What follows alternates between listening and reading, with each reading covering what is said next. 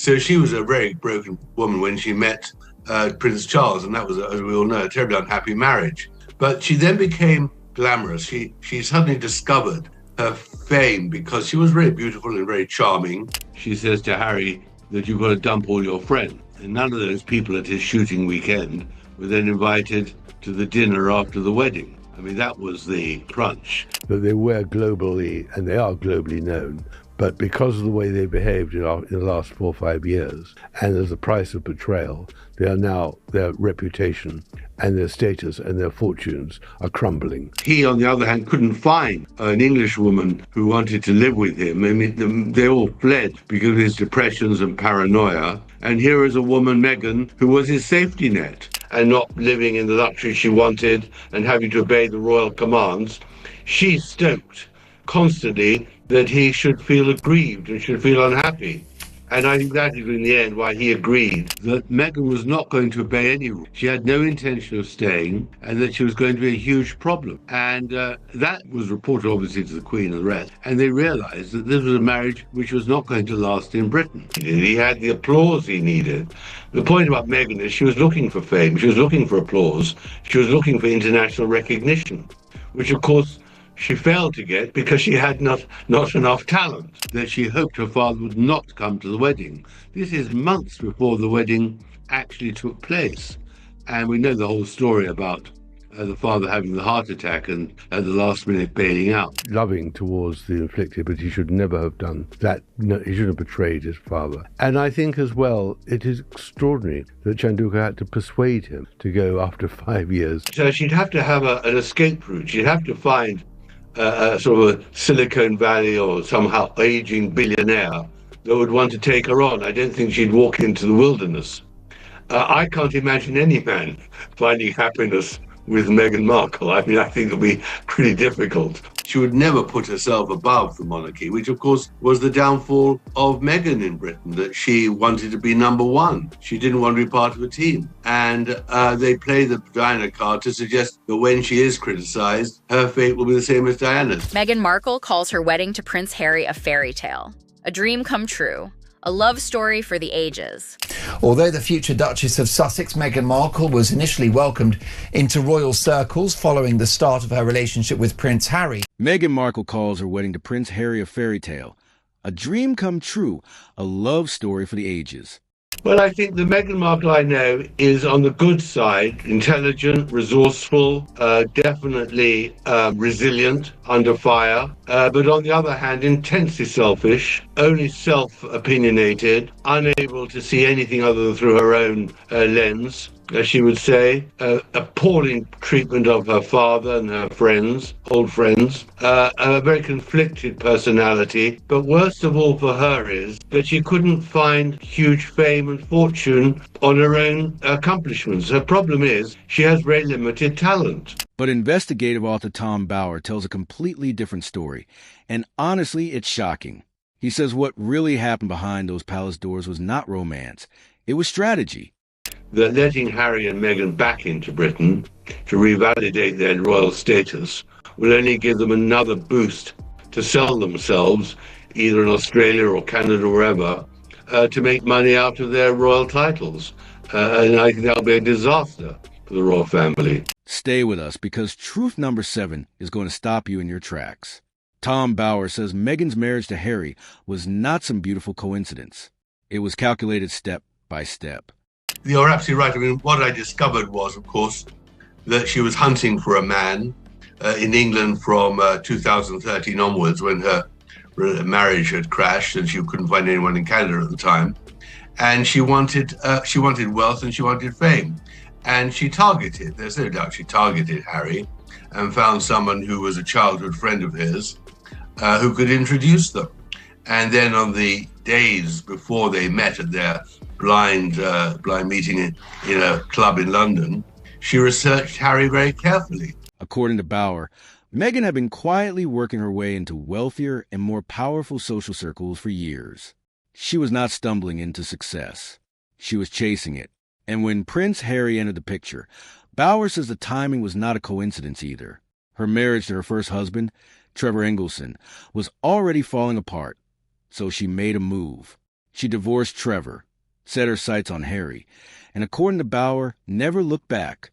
Psychological deep dive on Meghan Markle in regard to this timeline. Do you think that she wanted to get married quickly, A, because of her biological clock, which was ticking, and B, because she wanted to close the deal? She wanted to bag this prince. Yes, I should have said before, not that I think the biological clock was the actual factor. I just think that's what she was telling him, and of course he bought it. But I actually think she was love-bombing him, completely love-bombing him, playing along with all their plans at the time, saying, of course I want to live in South Africa, because he really wants to live in South Africa at the time. She was playing along with that. This was the life she had always wanted, and she was not going to let anything get in the way. Here is where it gets really interesting. In interviews, Meghan always said she had no idea about the royal family before meeting Harry. She played it casual, almost innocent. She researched Harry very carefully and knew exactly what buttons to press, that he would like Africa, was interested in animals, was interested in philanthropy. She's very tactile, she's very seductive, and she landed him on the first night, even on his own admission. He says, I realized on the first date, she was the one. And of course that's because she's also a great, in that sense, an actress. She knew exactly how to play. But Tom Bauer calls that a flat-out lie. He claims Meghan went into full detective mode before their very first date. She studied Harry. Even viewing houses in South Africa via a WhatsApp group, but actually had no intention of moving to South Africa with him and escaping the press and living a private life. What she always intended to do was go to California, but she had to play along with everything he wanted for a certain amount of time. And there's only so much time she can tolerate not getting her own way, playing the royal game. So I think she wanted to hurry it up for that reason, and also, of course, to close the deal. She researched what he cared about: Africa, animals, charity work. She figured out exactly what kind of woman he would fall for. And then she became... Well, I think that's exactly what I was saying about they realized before they even got married that Harry had become a sort of grievance machine. He had literally turned and changed from being this charming, loving young prince into a person constantly complaining. And that was entirely... Bauer says she knew exactly which buttons to push, and it worked like a charm. Harry reportedly said after just one date that he knew she was the one. But was that really love at first sight, or was it just a very well-executed performance? This particular saga at Sandringham, which obviously was told by someone who was there, was a decisive moment. I mean, it's the moment where effectively she says to Harry that you've got to dump all your friends.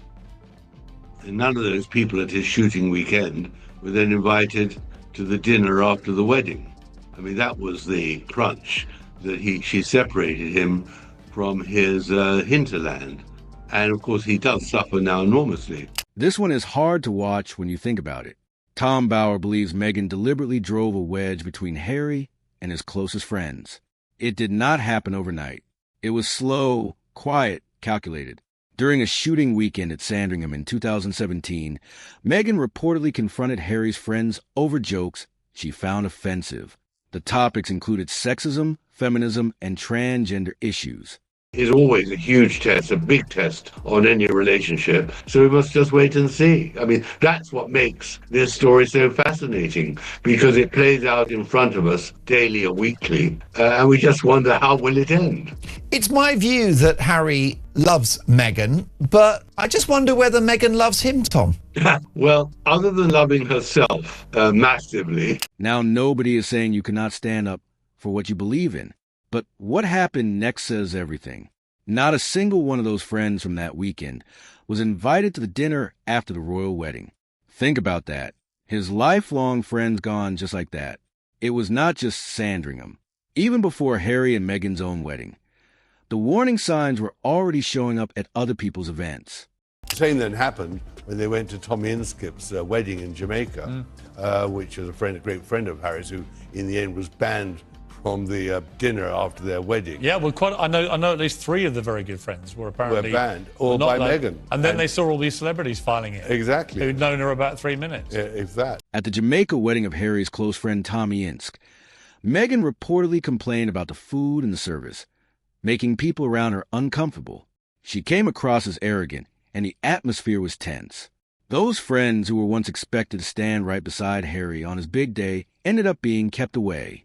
And in their place, celebrities she had known for 5 minutes, people who barely knew Harry at all.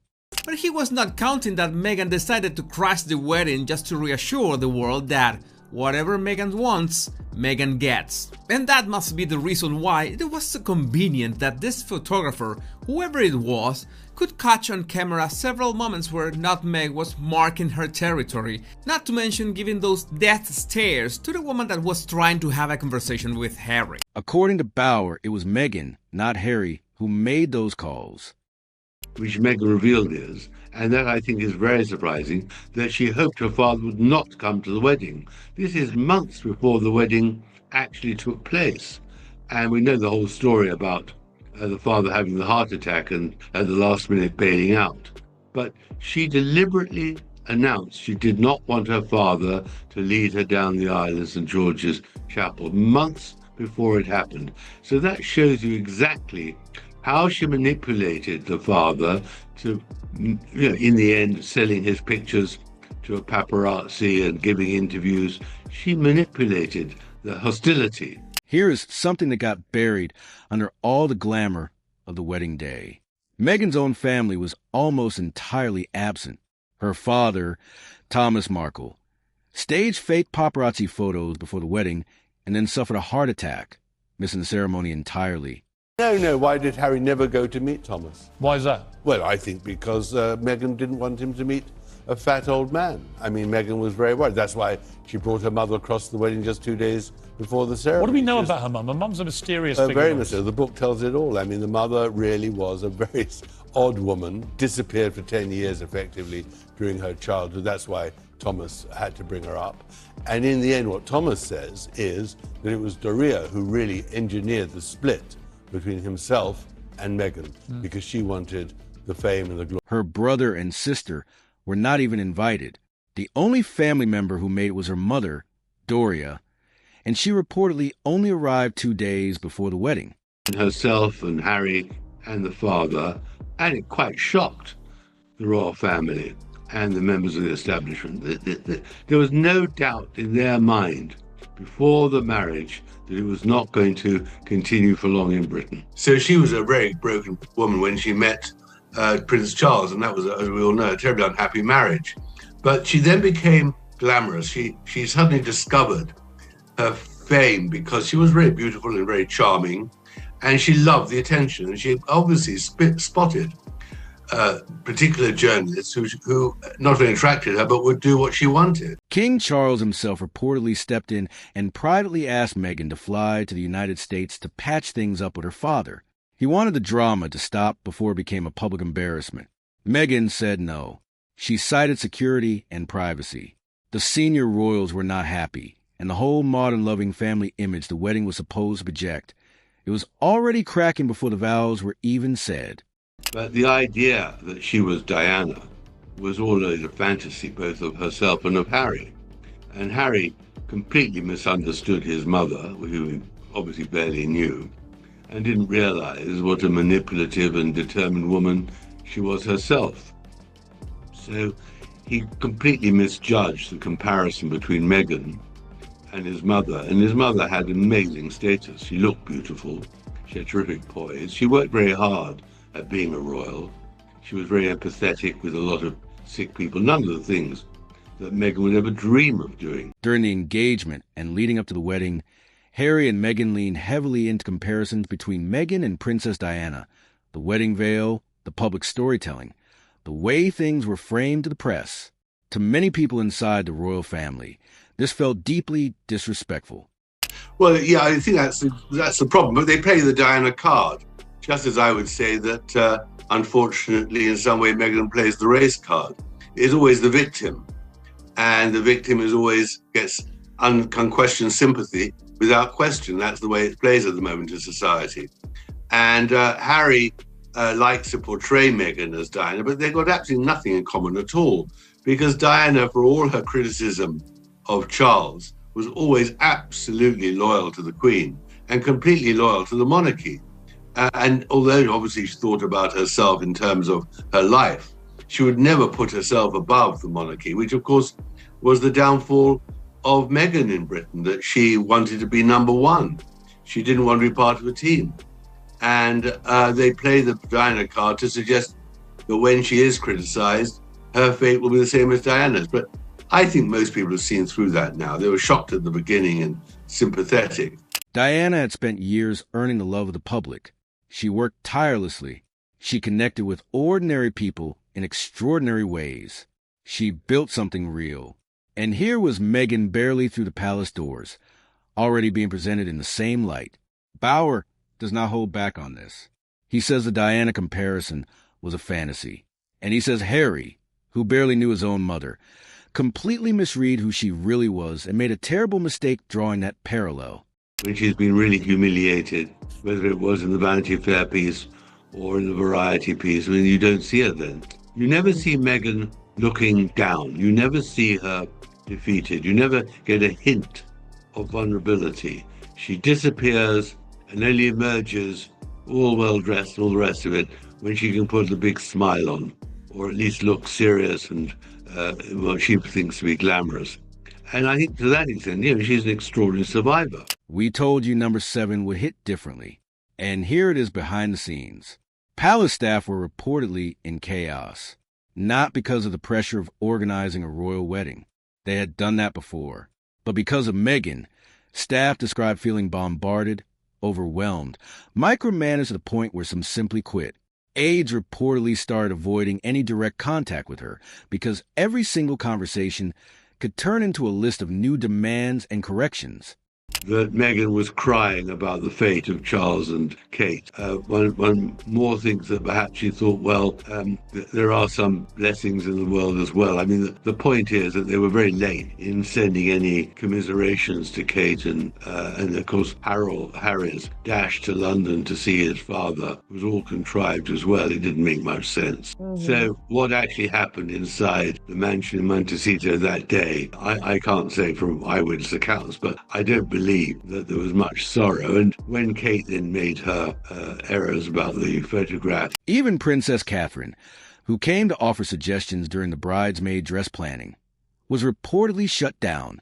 Meghan wanted things done her way. No exceptions, no compromises.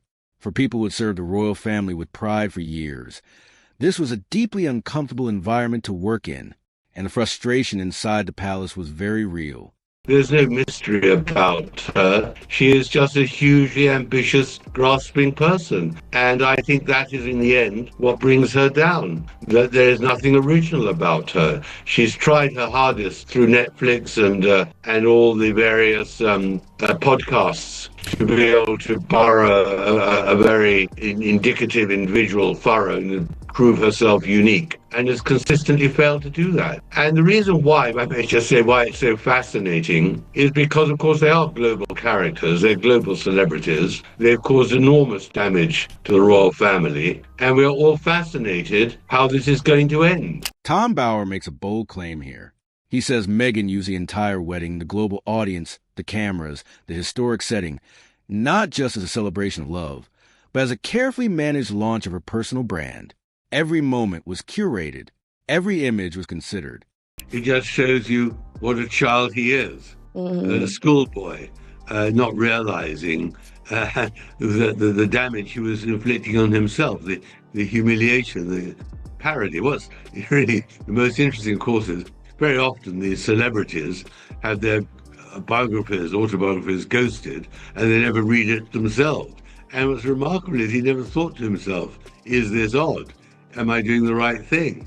The only thing he's fixated on is always the arguments. When the 2017 Vanity Fair cover story about her and Harry ran the headline, "She's just wild about Harry," Meghan was reportedly furious. Not because it was wrong, but because it focused on Harry instead of her. She wanted the story to be about her work, her values, her image. That tells you something. I think she wouldn't want to emulate her. She just wants to undermine her and beat her. I mean, that's the whole point.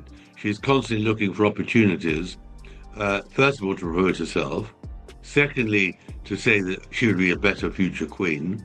And thirdly, to make sure whenever Kate and William do anything, she sort of balances it with something that she's done, knowing she will squash the British royal family's initiative and hopefully put herself on top. I mean, this is really where it's all really quite ugly and quite nasty, and it's all part of the betrayal. Most people in a new relationship would be happy with a Vanity Fair cover.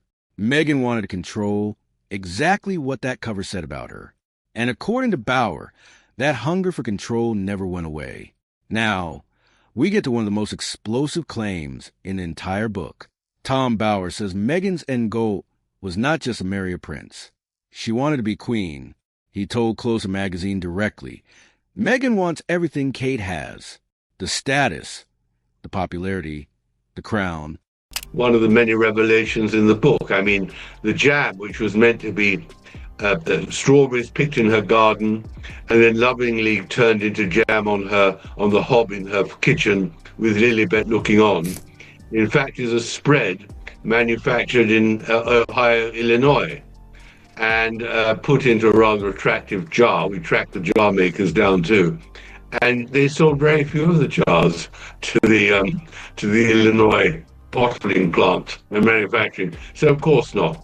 That is why Netflix have finally admitted, or revealed this week, that they are ending their relationship with her, which I predicted in my book. I mean, the book just shows exactly how Meghan's commercial ambitions failed right at the very beginning. But here's the problem. Harry is not first in line. He was never going to be king. So, if the Queen plan was not going to work, Meghan was apparently already thinking ahead. Look at the wedding guest list. It was full of Hollywood power players, producers, executives, A-list celebrities. At the time, people thought it was sweet that she was sharing her world with Harry. But Bauer says those were not just guests. They were contacts. She was already building a network that would one day land her Netflix deals, book deals, and a media empire, all while still wearing the royal title, like a golden ticket. She undoubtedly manipulated him and used and exploited his weaknesses. But you've got to put the other side of this, that he, on the other hand, couldn't find an English woman who wanted to live with him. I mean, they all fled because of his depressions and paranoia. And here is a woman, Meghan, who was his safety net and provided what he thought would be the mollycoddling and the love and security he was desperately looking for. And so it seemed at the beginning. But of course, since then, we've seen how she has completely exploited her position and become a global star at the expense of the royal family of Britain. This is perhaps the most painful truth of all. Harry walked away from his family. He gave up his military titles. He left his country. He turned his back on the only life he had ever known. I mean, that is everything that matters. She's a creature of Hollywood. She knows that celebrity images is what earns the money, and that's what she must protect. That's always been the view of many people, that she will dump him when he is no longer much use. But she'd have to have an escape route. She'd have to find a sort of a Silicon Valley or somehow aging billionaire that would want to take her on. I don't think she'd walk into the wilderness. I can't imagine any man finding happiness with Meghan Markle. I mean, I think it'll be pretty difficult. And Tom Bauer's conclusion is brutal. He says Meghan's loyalty has always followed one rule: what is useful to her. She left her first husband when the marriage stopped serving her goals. She cut off her father when he became an embarrassment. He is not there to pontificate endlessly and repeatedly about mental illness, of which he has no, other than his personal alleged traumas he's discussed endlessly. Meghan doesn't talk anyway about substantial things. I mean, there isn't anything more she can say.